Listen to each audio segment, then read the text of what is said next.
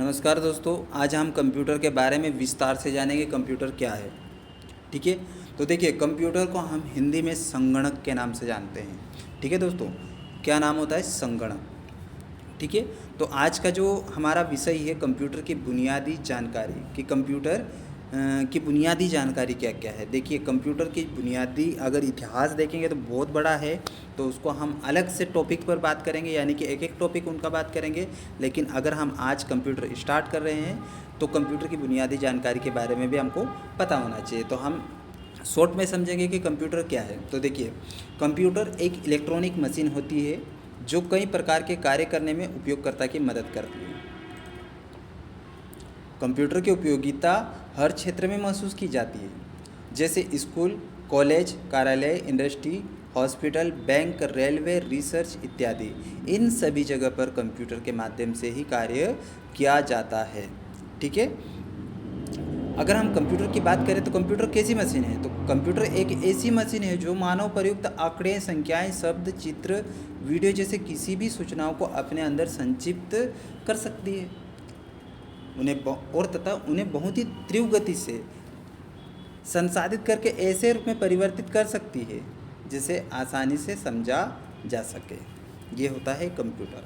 ठीक है, तो सबसे पहले तो हमको कंप्यूटर कैसी मशीन है? तो कंप्यूटर एक इलेक्ट्रॉनिक मशीन है जो कई प्रकार के कार्य करने में उपयोगकर्ता की मदद करती है। और कंप्यूटर जो मानव निर्देश होते हैं उनको अपने अंदर संक्षिप्त कर लेती है। ठीक है, तो जो भी कंप्यूटर को हम निर्देश देते हैं वो अपने अंदर रख लेता है कंप्यूटर, और उसे ऐसे रूप में परिवर्तित कर देता है जिससे हम आसानी से समझ सकते हैं, यानी कि हमारे दिए गए निर्देशानुसार वह हमें रिजल्ट दे देता है। ठीक है, तो आप समझ गए होंगे कि कंप्यूटर क्या है। तो आगे बढ़ते हैं, हम कंप्यूटर किन किन पार्ट से मिलकर बनता है। ठीक है, तो देखिए सबसे पहले तो कंप्यूटर हार्डवेयर और सॉफ्टवेयर ये दोनों होना कंपलसरी है, यानी कि इनके बिना अगर हार्डवेयर है हमारे पास और सॉफ्टवेयर नहीं है तो कंप्यूटर कोई काम का नहीं। ठीक है, तो सबसे पहले हम हार्डवेयर समझते हैं कि हार्डवेयर क्या होता है।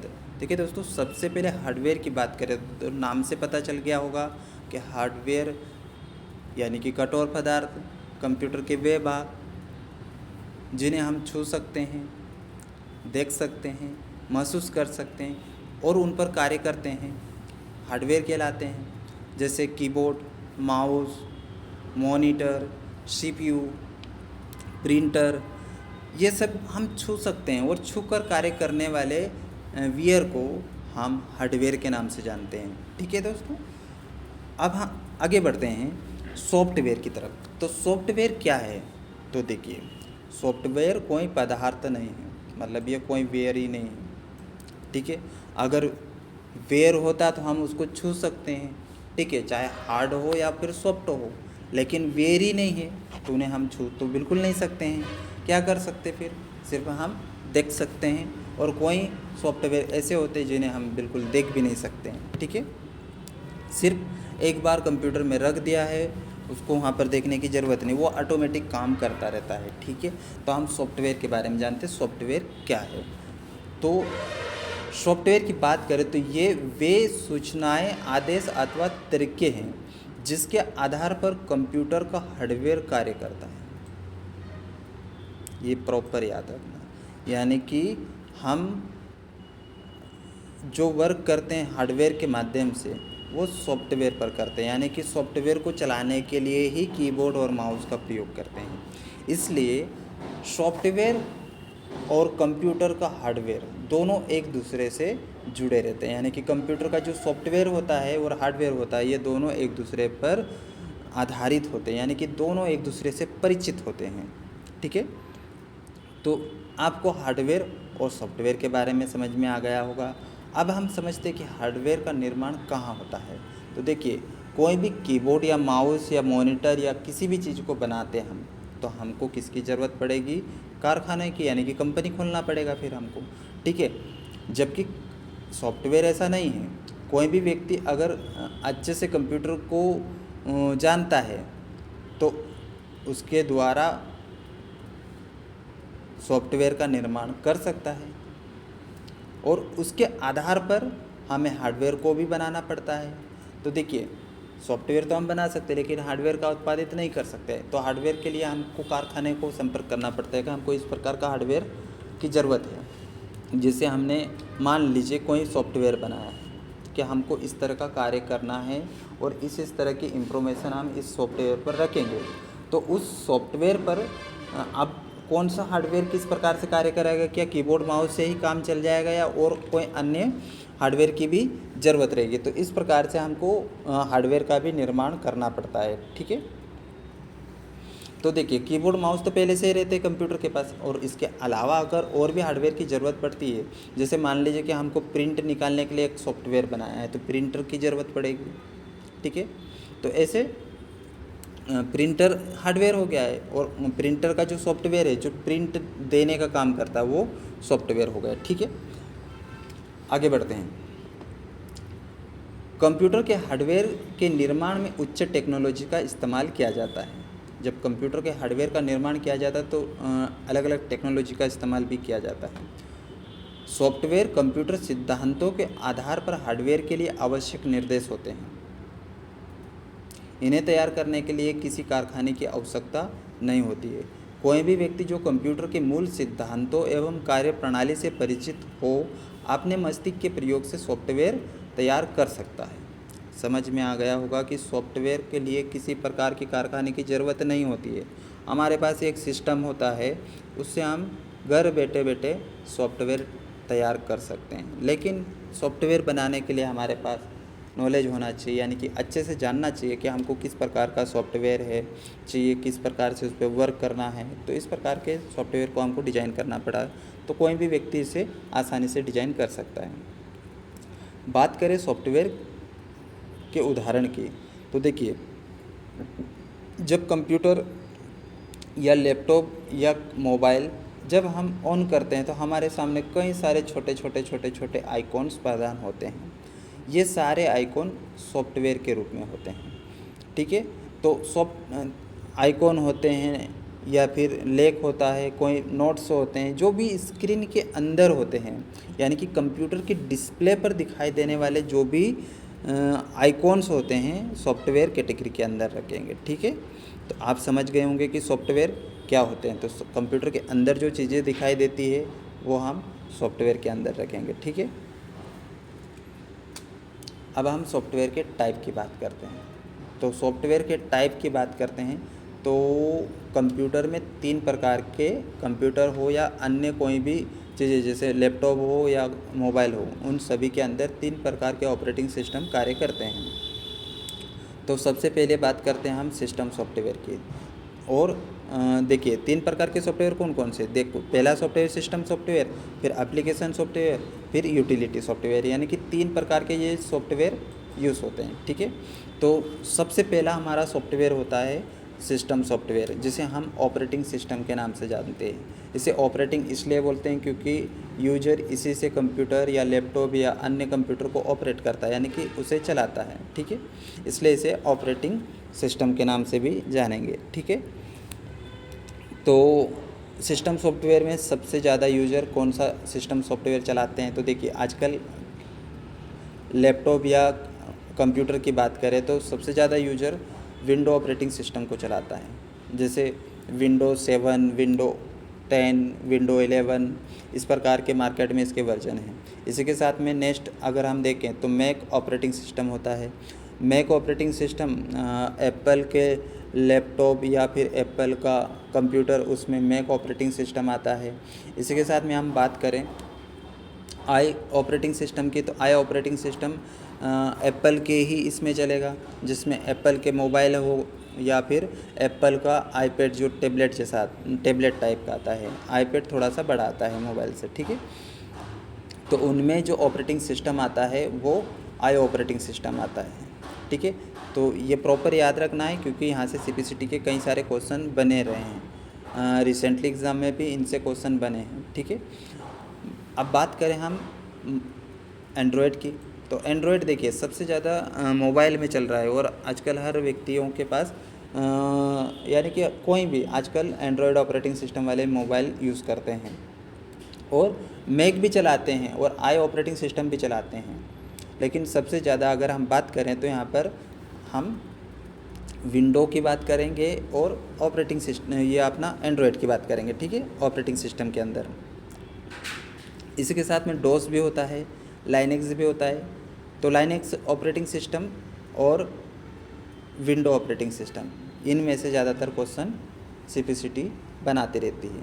इसी के साथ में फर्मवेयर, ये भी ऑपरेटिंग सिस्टम के अंदर ही रखेंगे, ठीक है। अब हम इन ऑपरेटिंग सिस्टम पर कौन कौन सी एप्लीकेशन चलाते हैं और कौन कौन से कार्य करते हैं, तो देखिए, अब हम इन पर कार्य करने के लिए हमें एप्लीकेशन की ज़रूरत होती है।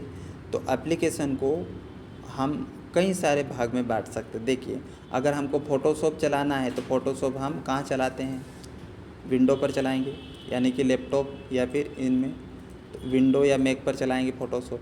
पेज मेकर हम इन दोनों पर चलाएंगे रख कर, ठीक है। तो एक तरह से ऑपरेटिंग सिस्टम एक प्लेटफॉर्म हो जाता है जो एप्लीकेशन रखने का, ठीक है।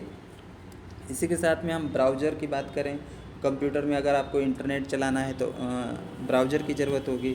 तो जैसे गूगल आप डाउनलोड करेंगे, या फिर आपके पास गूगल नहीं है तो मोजिला फायरफॉक्स या इंटरनेट एक्सप्लोरर या फिर माइक्रोसॉफ्ट एज, इस प्रकार के सॉफ्टवेयर, कोई सॉफ्टवेयर जो होते हैं जो विंडो के साथ में आ जाता है, मतलब ऑपरेटिंग सिस्टम के साथ में रहते हैं।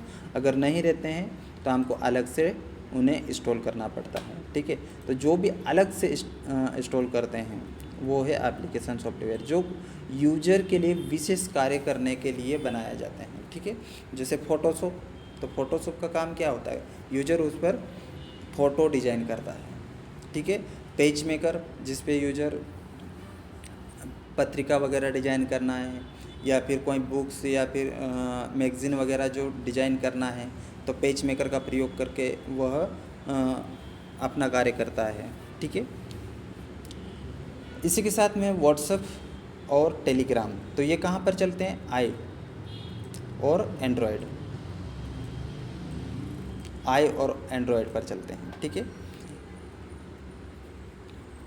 इसी के साथ में PowerPoint, MS Word, Excel, ये सारे सॉफ्टवेयर ऑपरेटिंग सिस्टम पर ले जाकर चलाना, यानी कि ऑपरेटिंग सिस्टम ही डिसाइड करता है कि आपके पास जो एप्लीकेशन आई है वो किस प्रकार का इंटरफेस दे रहा है। यानी कि यही होता है सिस्टम सॉफ्टवेयर और एप्लीकेशन सॉफ्टवेयर में अंतर। ही सिस्टम सॉफ्टवेयर कंप्यूटर का सॉफ्टवेयर होता है, यानी कि जो यूजर जिस पर काम करेगा, यूजर जो भी काम करेगा, जैसे अगर व्हाट्सएप चलाना है तो एंड्रॉयड की ज़रूरत होगी, या तो फिर आई ऑपरेटिंग सिस्टम की ज़रूरत होगी। आजकल सभी जगह पर व्हाट्सएप तो चल जाता है, ऐसा नहीं है कि विंडो पर व्हाट्सएप नहीं चलता, सभी जगह पर, लेकिन सबके लिए अलग अलग एप्लीकेशन डिजाइन कर दी जाती है। यानी कि ऐसा नहीं होता है कि जो एंड्रॉयड के अंदर एप्लीकेशन चल रही है वो विंडो पर भी चलेगी।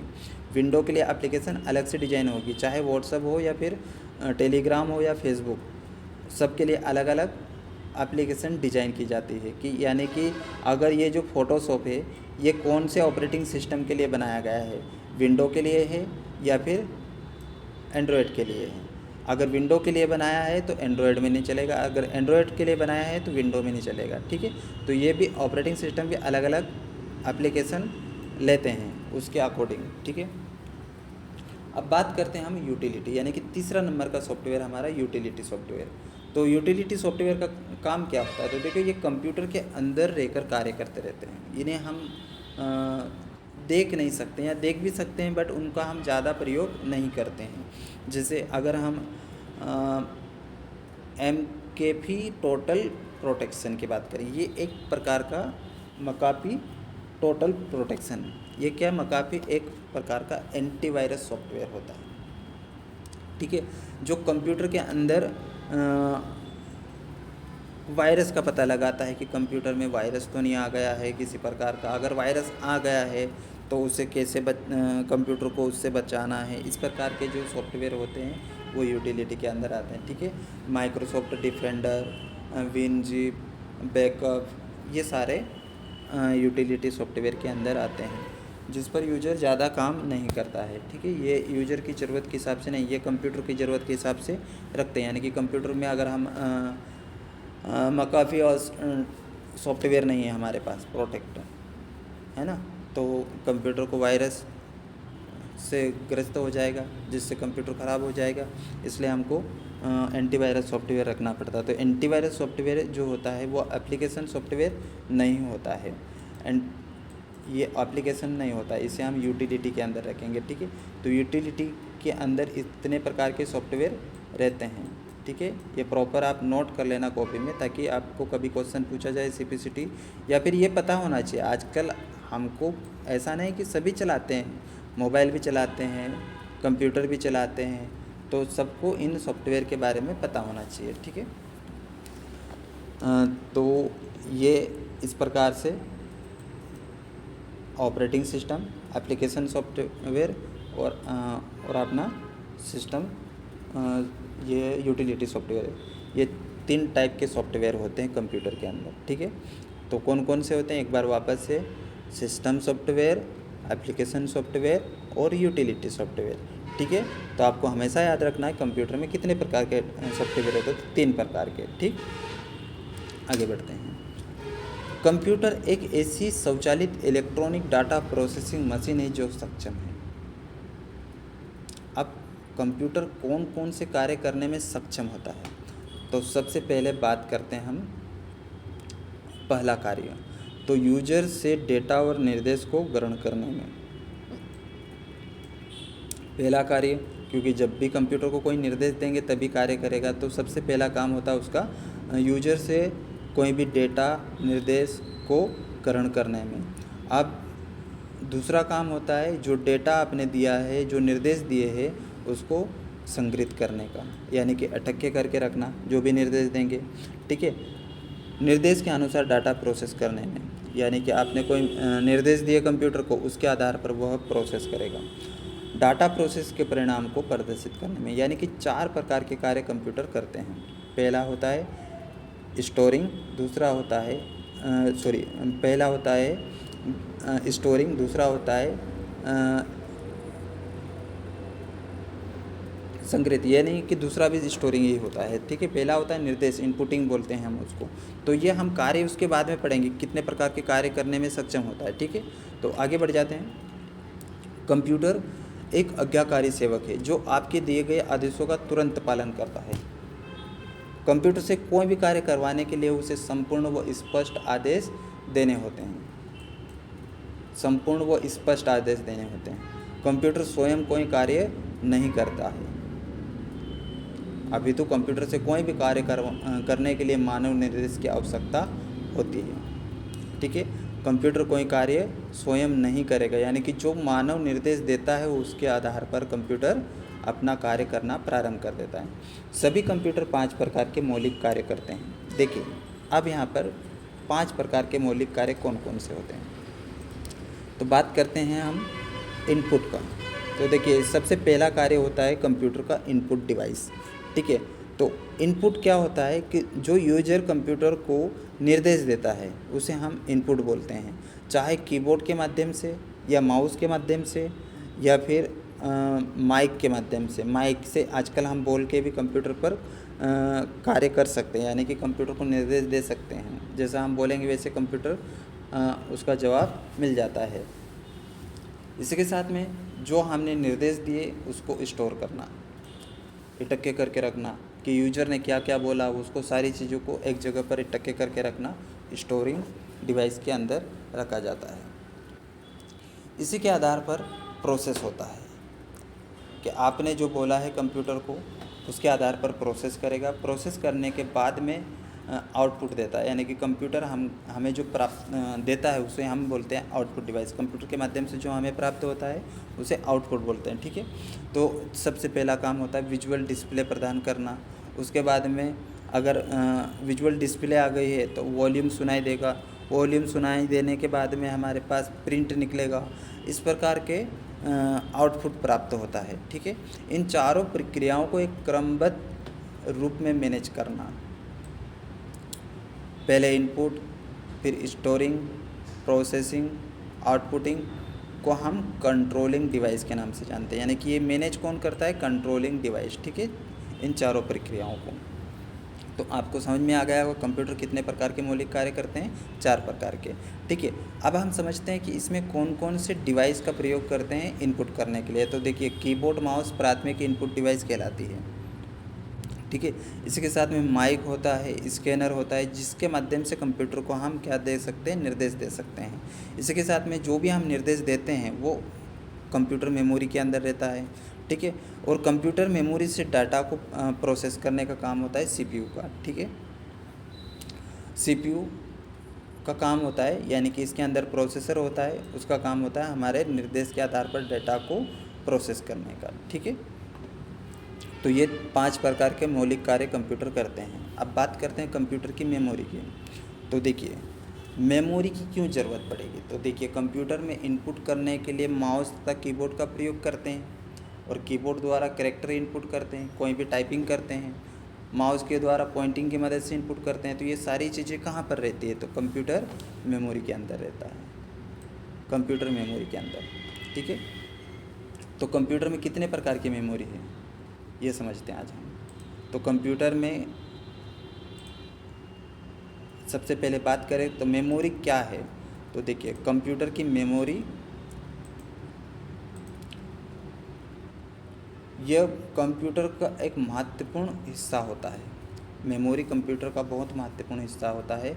यह उपकरण प्रोग्रामों को, निर्देशों को, यानी कि डाटा को अपने अंदर संक्षिप्त कर लेता है, मतलब संग्रहित करता है, एक जगह पर इकट्ठे करके रखता है। कोई डाटा रखना हो, फाइल वगैरह रखना हो तो हम मेमोरी के अंदर रखेंगे।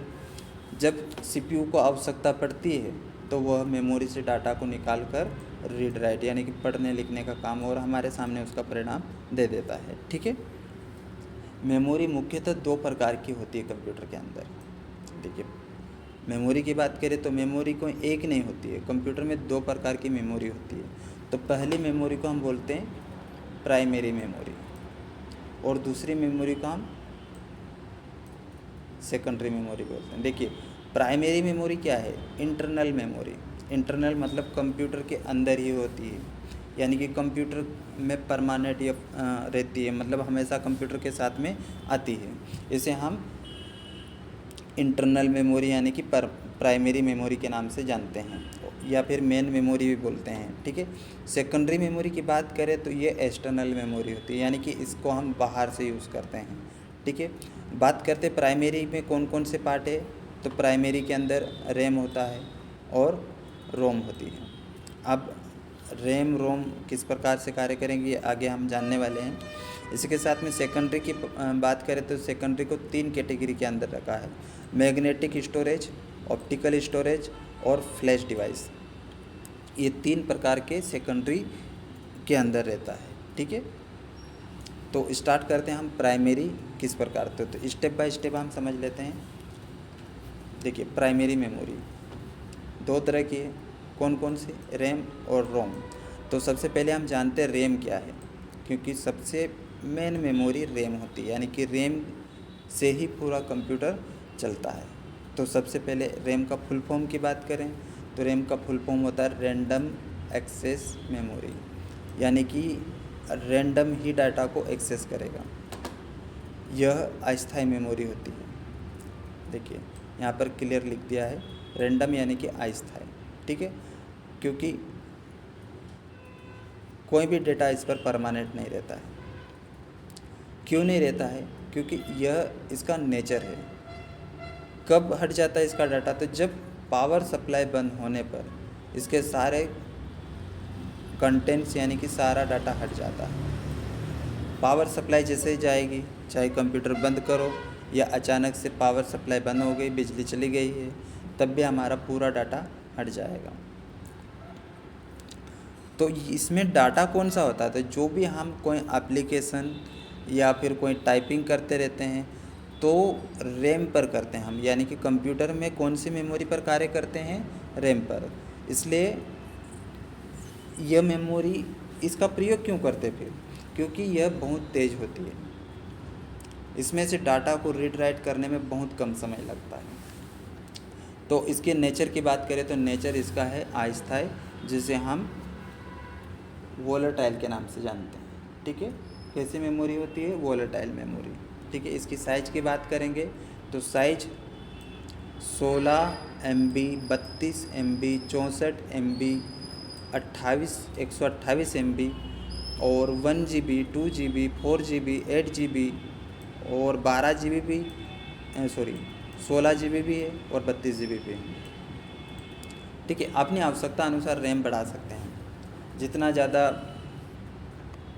बड़ा काम करना है, बड़ी बड़ी फाइलें ओपन करना है, तो हमको फिर रैम की कैपेसिटी बढ़ाना पड़ेगा, यानी कि उसमें हम छोटी रैम पर काम नहीं करते, क्योंकि रैम का काम ही है फाइलों को रख कर चलाने का। ठीक है, जब वो फाइल सेव होती है तो कंप्यूटर की सेकेंडरी मेमोरी जो नॉन वोलेटाइल होती है, यानी कि स्थायी होती है, उनमें सेव हो जाती है। ठीक है, तो आगे बढ़ जाते हैं हम। रोम की बात करेंगे तो रोम क्या होती है, तो देखिए सबसे मेन मेमोरी, यानी कि जितने भी सॉफ्टवेयर इंस्टॉल होते हैं वो रोम में इंस्टॉल होते हैं, जो इंस्टॉल होने के बाद में बदले नहीं जाते हैं। यह स्थायी मेमोरी होती है, यानी कि परमानेंट मेमोरी की बात करें तो हम रोम को बोल सकते हैं। इसे नॉन वोलेटाइल के नाम से भी जानते हैं, यानी कि लाइट जाने पर डाटा नहीं हटेगा, उसे हम नॉन वोलेटाइल के अंदर रखते हैं। और जो लाइट जाने पर डाटा हट जाता है उसे वोलेटाइल के अंदर रखेंगे। ठीक है, तो यहाँ पर रैम के अगर हम पूरी डिटेल में अधिक जानेंगे, बट इसके लिए अलग से एक टॉपिक रहेगा, कंप्यूटर मेमोरी का ही पूरा वीडियोस रहेगा जिस पर हम पूरा प्रॉपर समझाएंगे। ठीक है,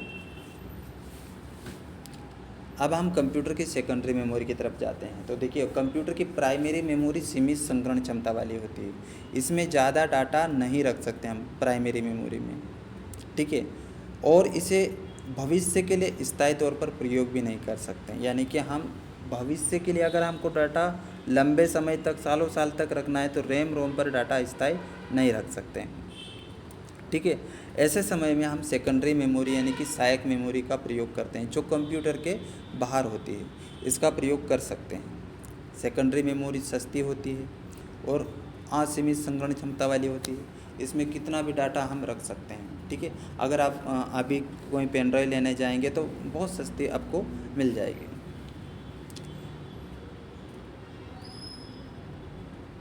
अगर बात करें तो सेकेंडरी मेमोरी को हम मैग्नेटिक मेमोरी के नाम से भी जानते हैं। ठीक है, यह कई प्रकार की होती है, जैसे floppy disk, hard disk, CD, DVD. तो ठीक है, हम जानते हैं। देखिए फ्लॉपी डिस्क तो आजकल पूरी तरह से विलुप्त हो चुकी है। ठीक है, अगर हम बात करें इनकी कैटेगरी, तो देखो मैंने शुरू में बताया था आपको कि सेकेंडरी मेमोरी को 3 कैटेगरी के अंदर बांटा गया है, मैग्नेटिक स्टोरेज के अंदर और ऑप्टिकल स्टोरेज के अंदर और फ्लैश मेमोरी के अंदर। ठीक है, मैग्नेटिक, ऑप्टिकल और फ्लैश।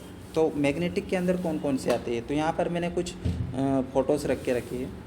तो आप सबसे पहले तो कौन कौन सी मेमोरी देखी है और यूज़ करिए, मोबाइल में हो या कंप्यूटर में, सभी जगह आपने चलाया होगा। ठीक है, तो यहाँ पर आपने जो यूज़ की है वो मेमोरी है, टेप की कैसेट सभी ने यूज़ किया है। ठीक है, इसी के साथ में हार्ड डिस्क, आजकल सभी कंप्यूटर लैपटॉप में हार्ड डिस्क भी आती है और टेक्नोलॉजी चेंज हो गई है, आजकल हार्ड डिस्क की जगह पर एसएसडी आने लग गई। ठीक है, तो एसएसडी कौन से कैटेगरी के अंदर आती है, हार्ड डिस्क और मैग्नेटिक टेप जो होती है। तो देखिए इसको हम मैग्नेटिक टेप और हार्ड डिस्क को मैग्नेटिक डिवाइस स्टोरेज के अंदर रखेंगे। ठीक है, इसी के साथ में सीडी और डीवीडी की बात करें तो सीडी और डीवीडी ऑप्टिकल के अंदर रखेंगे, ऑप्टिकल स्टोरेज के अंदर। और pen drive, memory card, SSD, इसको हम एसएसडी के नाम से जानते हैं, एसएसडी सॉलिड स्टैटिक ड्राइव, ये सभी फ्लैश मेमोरी के अंदर आती है। ठीक है, तो हम अलग से और मेमोरी को जानेंगे। ठीक है, उसके लिए अलग एक वीडियो रहेगा, क्योंकि अभी तो मैं कंप्यूटर के साथ में आपको मेमोरी के टॉपिक को लिया है और समझाया है कि कितने प्रकार की मेमोरी कंप्यूटर में बैठती है और उनका क्या क्या नेचर होता है और किस प्रकार से कार्य करती है। तो देखिए ये भी एक नॉन वोलेटाइल मेमोरी होती है सेकेंडरी भी, क्योंकि इसमें भी लाइट जाए या ना जाए इस पर कोई भी डेटा पर प्रभाव नहीं पड़ता है। तो आज आपने कंप्यूटर के बारे में और उसमें किस प्रकार से सॉफ्टवेयर होते हैं, कंप्यूटर किस प्रकार के कार्य करते हैं, ये समझा होगा। नेक्स्ट वीडियो में हम कंप्यूटर के स्टार्ट करेंगे, यानी कि कंप्यूटर को हम जैसे स्टार्ट करेंगे किस प्रकार से इंटरफेस आएगा और उस पर हम किस प्रकार से कार्य करेंगे, ये हम नेक्स्ट वीडियो में जानेंगे। ठीक है। तो CPCT के लिए अलग से हम अभी नॉर्मली अगर हम देखेंगे तो नॉर्मल कंप्यूटर के जो स्टार्ट कैसे करते कंप्यूटर के बारे में किस तरह से जानकारी होना चाहिए, वहाँ से हमको स्टार्ट करना है। तो आज का जो वीडियो है वो कंप्यूटर की बेसिक जानकारी है, कंप्यूटर में कौन कौन सी चीज़ें रहती है, किस प्रकार से कार्य करते हैं, ये आज के वीडियो में है। अब नेक्स्ट वीडियो में हम कंप्यूटर के